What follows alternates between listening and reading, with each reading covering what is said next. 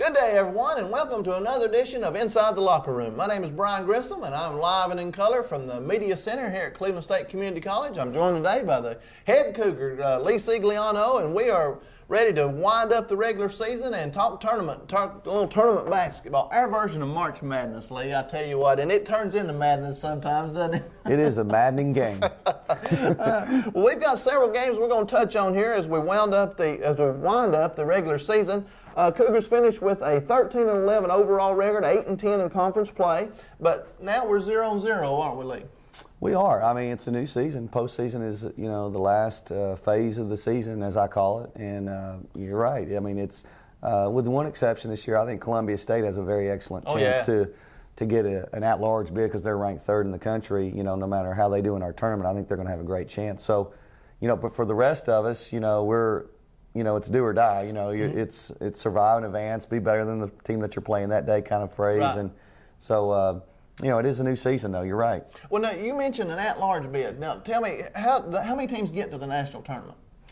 Last year was the first year that the NJCA changed the format. Okay. They expanded the number of teams from 16 to 24. Okay. Originally, up until the year before last, they had 16 teams. Right. This the region winners. That were qualifiers Right. from region tournament championships. So they changed that, and what they did is they chose, and it's done on a rotating basis, but they choose 4 zone qualifiers, which last year we are in Region 7. We were one of the zone qualifiers. Right. So we got 2 teams to advance to the national tournament. And this year, our region does not get that. Right. They rotated it to 4 different regions or 4 different zones that will go. In addition to the 4 zone qualifiers each year, there's an executive committee that the NJCA selects, and this committee selects 4 at-large teams. And they can come from anywhere in the country, and it's based on rankings, record. Right. I guess you could say strength of schedule, although it's a little bit harder to do that at the NJCA level than it is maybe the NCAA level. But they do select 4 at-large teams. And Columbia State, they've had an outstanding year. They won the regular season with a 17-1 record, and they're ranked 3rd in the country. I think their record's 25-2 or something like that. Yes. So they have an excellent chance no matter how they do in our tournament. But they still be. They would still be considered one of the top 2 favorites because of their season they've had. Oh, absolutely. Let's finish up the regular season here. Let's start with on a high note. It had to be one of the best games of the season. We down at Chattanooga.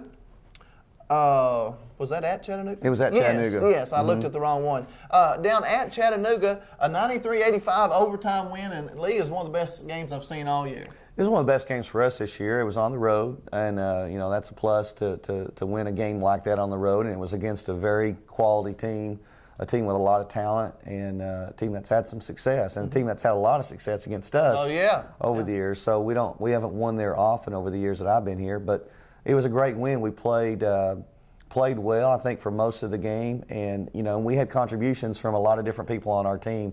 Starters and guys that came off the bench, and that was nice to see that for us to, as we continued finishing the season, and I think some of those guys have continued to have played well. We need that going into the tournament. We come back and we tie that one up, win it in overtime, and let's see. Then we go up to Walter State and didn't play our best game after that. We dropped the game to Walter State, and then we. Let's see. Then we had the 2 games at home. Well, we played Walters at home, actually. Okay, all right. We did, but you're right. Yeah, you're right. It's that game we played pretty well. The first half, they jumped on us quick, and then got a big contribution from Jackie Hill, guard from Birmingham, and he hit I think 4 or 5 threes in the first half alone, and we had a 4-point lead at halftime, and the game was nip and tuck until about the 8-minute mark, 7-minute mark of the second half, and they switched their defense to a 1-3-1 zone, and we didn't respond very well, turned the ball over, and they got some baskets in transition, and the game kind of extended the lead. They got the lead, and they extended the lead, and they ended up winning by 9. But we just didn't finish that game well, which has been a problem for us. We at times this year we just haven't finished games well, and we've got to play for 40 minutes on both ends. But and then the closeout the home schedule Yeah. of our season. Dyersburg actually was one of the most disappointing games of the year. Now, we didn't have Travis Wildgoose. Yeah, yeah. So we dressed 8 players for that weekend, but I thought we were. And I think, was that a snow weather week again? I think we might have missed a practice again that week. I think earlier in the week. I think earlier in the week we might have. I think we might have missed a practice day. So. But anyway, we just didn't play as well as we could have. But we managed to finish the last 5 minutes with a flurry, I guess you could say, and scored enough and got enough stops to squeak out a win. I thought even though the next day we lost by 21, I thought we played better against Southwest than we did Dyersburg. That works, isn't it? I felt better about the loss than I did the win Friday night. I thought we played hard. I thought we hustled. Southwest just throws a lot of bodies at you, a lot of talent at you, and it's hard to keep up for that for 40 minutes. And they've got 5 Division I signees on their team. They're good. They're good. And I thought our guys fought hard, and I think we ran out of gas that day. And again, not having an extra body in Travis Wildgoose, who's contributed for our team this year, probably didn't help us. But I don't know if we'd have won, but it didn't help us to not have him. So we were able to get one win out of that weekend, and then we had to make up the game with Roan State. Right. The game at Roan State, now how it came down, it was just crucial to our seeding for the tournament coming up. Is that right? It was. If we lost, we were going to play the first round, the play-in day, and we were going to play Dyersburg. If we win, we were going to, be a 5th seed. And, fortunately, we played well that night. At their place. Yes. At their place. We won on the road, and it was a big win for us to avoid having to play the first day, and we scored 82 points on the road, which was a plus. We got contributions from different people off the bench. Jackie Hale came in off the bench and gave us a great game. Yep. And our starters played well. Robert Brandon had an excellent game, and Kevin Tice played his usual self, and Stetson Moore had a nice game, and and everybody really contributed. I mean, I could talk about Matt Whitmire and Marcellus Roberts and those guys. They all. Daryl Dansby hit a banked a 3 he sure did, in the second half, which was a big basket for us. So I mean, Simon has given us Clifford's given us some positive minutes. So it was a good team win, and we got Travis Wildgoose back. Yeah. And I think he was a little bit rusty in that game, but just to have him back, give us an extra body, helped us. And Roan State's got a good team, so it was a really good win. And again, most importantly, just to be able to play right in the quarterfinals rather than to having to play the play-in day. Yeah. We hadn't talked a whole lot about Stetson. He's Mr. Consistency this year, isn't he? When we started the season, I didn't think Stetson was going to be our starting point guard. I thought he was going to play the 2 guard. And the way things worked out, he's had to play point guard, and he has played really steady. He's been very consistent. He's really tried to do everything I've asked him to do, and obviously everybody can see he's got a really good shot. He handles the ball well, and he makes good decisions. He tries to be an extension of what we're trying to do as a team, as a coach, and he's a coach's son. His coach, his dad coaches at Halls High School, and I think that helps being a coach's son. And he's been a plus for Cleveland State this year. The ultimate sign of respect, and I've heard it ever since Christmas when the words start getting around on Stetson. When he gets open and they throw him the ball, you can hear the other coach just scream throughout the gym, "No!" and he'll knock it down. That started around November after the first couple of conference games. Coaches were already aware of Stetson because his range. He has that ability to shoot from a deep range, and the way he shoots the ball, he's got the range. You wouldn't think at looking at Stetson. I kid him. He's not the biggest guy in the world, but he's got great range on his shot, and he has a pretty quick trigger to get his shot off. Well, he's learned how to do it. Yeah, and when he shot pretty consistently from the 3-point line, but when he is really on, he's a big plus for us. That's a weapon there. And I just got tickled. I watched the other coaches, and Coach Nesbitt at Roan State the other night, he screamed and it echoed throughout the gym. And they guard Stetson out on the 3-point line. Well, he's just backed up 5 feet, and he still knocks them down. Yeah, when he gets past the half-court line, Stetson feels like he can make it, and he does. And he does. Usually, That's right. So we just want to talk about Stetson a little bit. Yeah. Let me very quickly go over some tournament times and games here, and then we'll talk about the tournament for a second. Like I said, the Cougars end up 13-11 on the season. The first day, there will be a couple of men's games in the 8 and 9 game, Volunteer State and Chattanooga State, Jackson State and Dyersburg. I think, Brian, I originally thought it was going to be Jackson and Dyersburg in that game, but now since last week, I've been told that Roan's playing Dyersburg in that game. Really? I could be wrong about that, but the way they did the seeding and used the criteria, or their interpretation of the criteria, it appears that Roan is playing Dyersburg in that first game, and Jackson is playing Walters in the quarters. That very well could be. I got this off the Jackson State website, so they may have changed it since then. It may be. So there might have been something after that, but anyway, mine's a couple days old now. So there was a tie game on the record somehow, and I don't know how in the world that came I in. originally thought, the way I looked at the criteria, that Jackson was supposed to be playing Dyersburg in that play-in game. Now, since that time, that was after our game Thursday, I've been told that the interpretation of the criteria led them being whoever made that decision.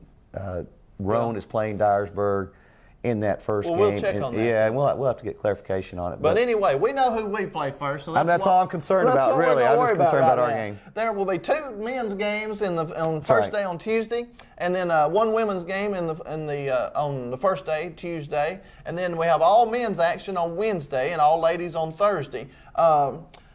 Let's see, Cleveland State and Motlow. Motlow, the 4-5 matchup. Cleveland State play at 4 o'clock on Wednesday. That's one thing we do know. Tell me how you approach your season in phases. We've talked about this. Now, this is the next phase. We're 0-0, no record. We go into the tournament with a clean slate. Yeah, and I think the reason you look at it as a different phase, like you said, every team is 0-0. Everybody has, statistically an equal chance to get to Kansas based on the number. Well, if you play the playing game, you have to play more games. So that's a tougher road. Statistics are a little bit different there, but the teams that are in the quarterfinals have an equal chance. You got to win 3 games. That's the reason it's that important to start in the quarterfinals. It is. That extra day. Nobody that I'm aware of who has had to start in the playing game has won the tournament. Now, I've gotten to the finals. There have been teams that have gotten to the finals, but I'm not aware of a team that's won the tournament in starting in the playing game. But so that was important. Now, having said that, we've got a tough matchup in the first game. And what you try to do, having played all these teams twice, you try to take all the information that you got and you try to condense it into maybe tweaking 1 or 2 things that will help you on the defensive end or help you on the offensive end, and conveying a simple message to your team in practice, because you still don't have a lot of practices. Right. You're not going to get any stronger or faster or quicker at this point.